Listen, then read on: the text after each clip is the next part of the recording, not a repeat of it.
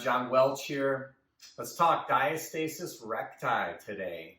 This is when the linea alba, which runs from the sternum all the way down to your pubic bone, it's a connective band of tissue that holds us together in the front. It really literally pulls us in and holds us together, zips us up and down. Diastasis recti is when that rips apart at some level. It's commonly associated with women having a baby. It can happen to guys too. It can happen through injury. I had this injury a number of years ago. I was doing some heavy lifting.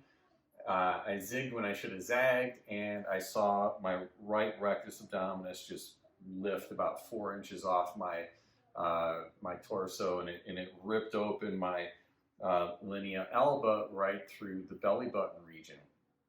So what I'd like to do is give you the 3 steps that I think are essential to help heal this. And this is what I did. So my first instinct when that happened was, okay, that's not okay. I need to have this working and back together. So I went and bought a compression shirt. I'm wearing it today. And to me, I just felt like that helped me feel secure, having something tight holding me together, quite literally. And what I want you to do is understand that in order to get this thing to come back together, we need to help create lengthiness through our entire fascia network. This is not something that we can just isolate at the core. I'm going to give you some exercise ideas here in a moment. But we need to take this thing and roll it through our entire body in a sense and understand that in order to get our fascia through the center line of our core to behave properly, we need to be considerate of the fascia running literally from the tips of our toes, the tips of our fingers, all the way to the tip of our head and all sorts of stuff. So what happens is we have this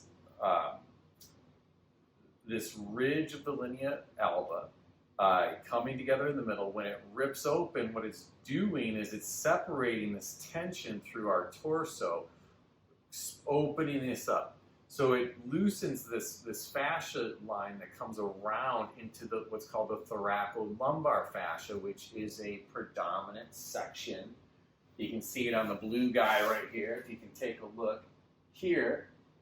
Low back region, and this thoracolumbar fascia zips into the spine via, well, a few things. It comes into the multifidus muscles and it connects to the ligamentum supraspinale or the supraspinous ligament, and this is where we get the communication from the tail to the head, because the supraspinous ligament goes all the way up to T7, where it meets up with the ligamentum nuchae, aka the nuchal ligament.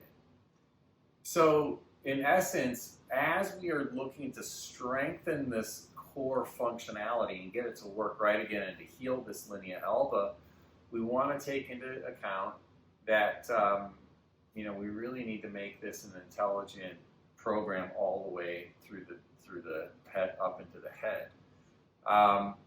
Okay, one muscle that we should be aware of is at the very base of the pelvis, way down by the pubic bone. We have a upside down pyramid. I guess it's not an upside down pyramid, but a pyramid looking muscle. It's called the pyramidalis muscle, hence the name. And it's not a muscle that you can flex like a bicep or really do a concentration on, but what we want to do is we want to have this visual of this muscle in our mind as we're working on creating length.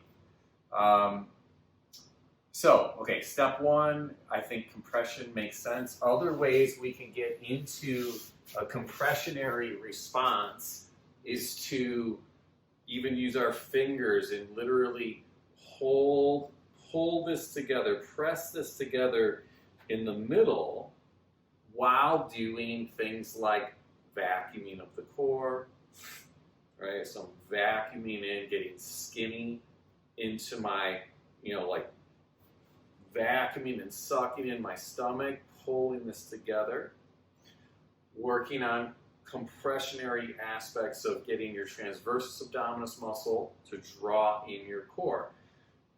The movement, I'm going to give you two movements in here that I think are solid movements to work on. One, we're going to use the Swiss ball, and the other one is going to be flat on the floor.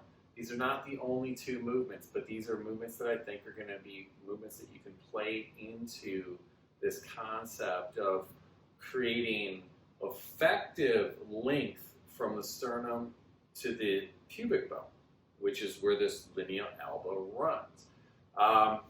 So let me show you the Swiss ball pattern first.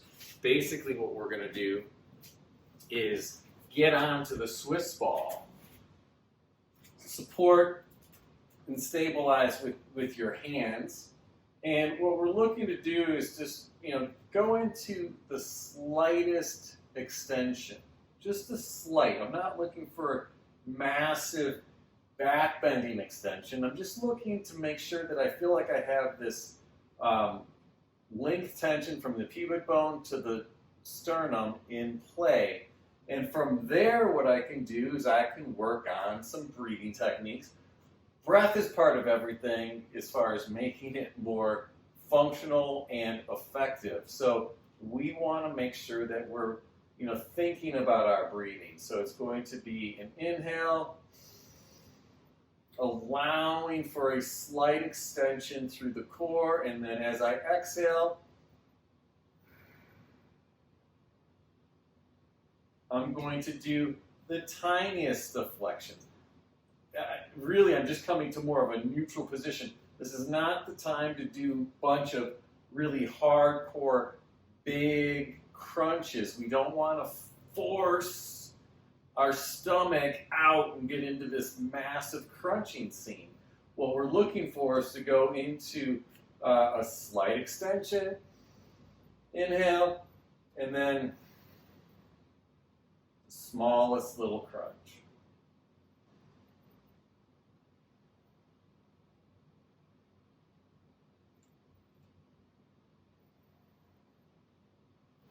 It's so slight. It is so slight. I'm taking the back of my head, reaching it north. So my head is north, my feet are south. So I'm thinking about posture. My hands are just helping slightly, aka the Northern Star pose up in here for those of you who know the neck protocols.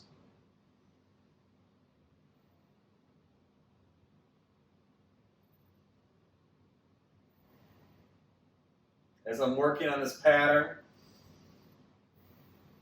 I'm thinking about keeping a vacuumed compressionary effect across my core. I want to stay skinny.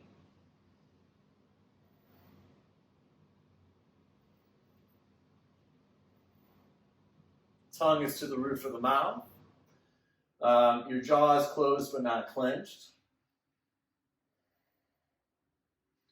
I'm going to have the slightest pelvic action in here. So as I crunch, I'm going to think about letting my tail tuck ever so slightly. I'm going to bring my tail into a slight posterior tilt.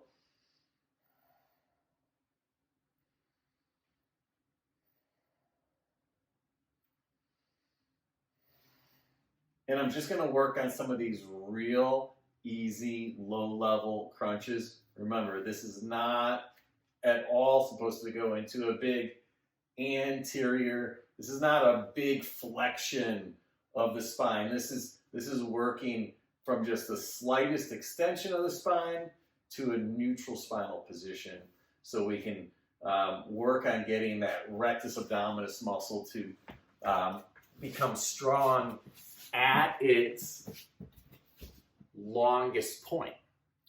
The next move I want you to keep in mind, and I see this one recommended on all sorts of websites that are talking about diastasis recti, and I want to make sure that we're talking about it because I'm going to give you some specific cues on how to do this thing.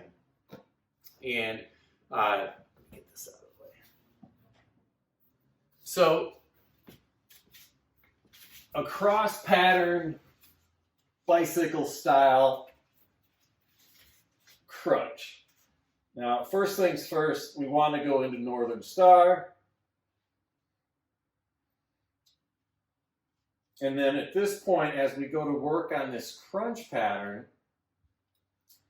we're going to be thinking about, okay, well, what's the proximity of our low back to the floor? I'm not going to sit here and tuck my tail like crazy to do this. I'm also not going to be here with this real sort of relaxed arch in my back. What I want to do is I want to think about having the slightest lengthiness, right? Like, so I'm driven north as in the Northern Star position, but I'm going to think about getting my tailbone slightly farther away. Like, I'm looking to get the longest I can get. Now, you might even hear my voice is getting tight on that. Well, that's because as I'm working my tailbone farther to the south, sort of crawling there with my, my hips back and forth, I haven't flattened my low back at all. It's not flat, flat, flat. I'm not going into an overt posterior tail tuck. What I'm doing, though, is I am finding that I get a natural compression of my transversus abdominis, and I'm looking to get vacuumy in this thing.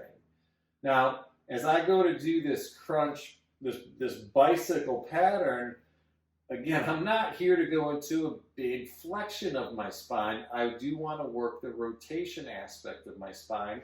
So what I'm going to do here is I'm going to go ahead and straighten out a leg and demonstrate how we're going to do this pattern. First thing I'm going to do is I'm going to think right here. So here's the classic cross pattern crunch. Is I'm going to kind of come here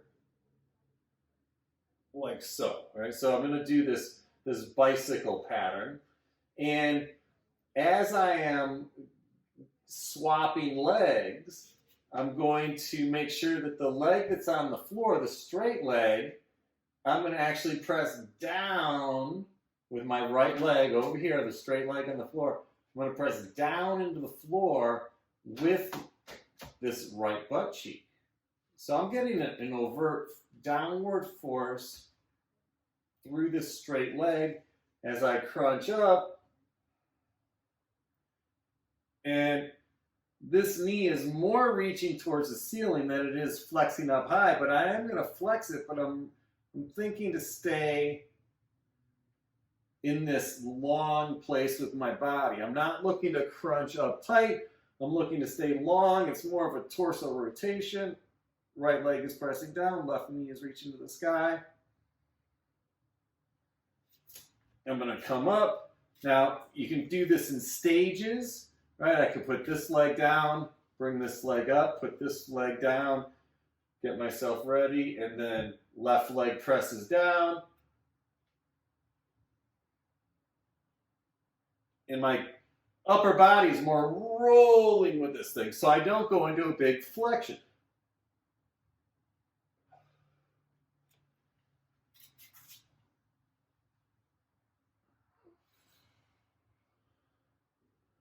Now, in this one, I left my left leg on the floor. You have options, right? I can go here.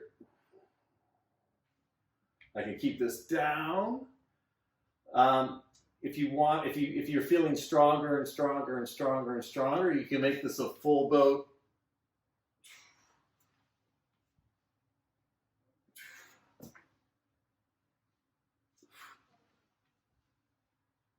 And as I start getting bigger on this move, this elbow here is going to press into the floor.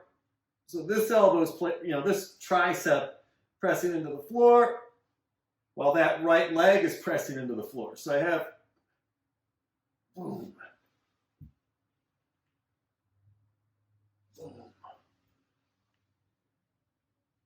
boom. So I'm looking to stay back on this thing. This is not just flexion, flexion, flexion, flexion. This is the thing about the bicycle that drives me crazy, is people are in this flex state. They're really flexing, flexing, flexing, flexing. What we want to do is get the posterior game in play. Right leg pressing down, left arm pressing down. Boom. Boom. Boom. boom. And again, do it in stages. 1, 2, right? I could go knee, switch sides, right? Boom, boom. Those are the 2 moves I want you to think about. We've got the Swiss ball back bend, and we've got the modified bicycle, and making sure that we're getting this internal fortitude, this compressionary effect in our body.